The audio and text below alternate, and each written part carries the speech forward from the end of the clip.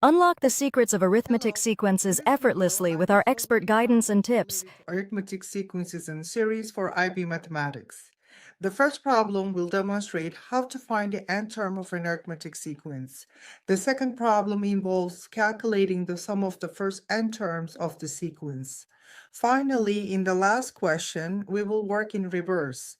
Given a sum, we will determine the missing values in the arithmetic sequence and series. Let's get started. Problem number 1, find the 12th term of an arithmetic sequence where the first term is equal to 5 and the common difference is equal to 3. If you want to write the first 3 numbers in the sequence, we will have 5 and the common difference is 3. That means the first term increased by 3, so 5 plus 3 is 8.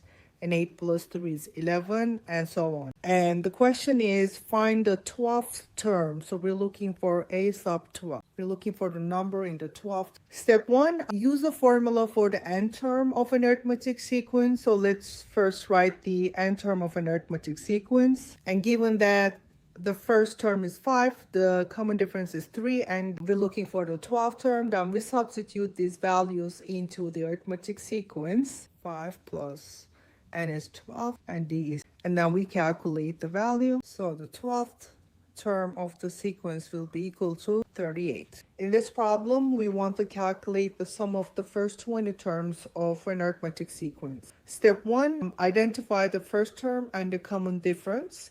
The sequence is 7, 10, and 13. And the first term is 7, and the common difference, d equals 10 minus 7, which is equal to 3. In step 2, we want to use the formula for the sum of the first n term of an arithmetic series, which is n over 2 times the first term plus n minus 1 times the common difference. And we're going to substitute the given values. We're looking for the 20 term, sum of the first 20 term.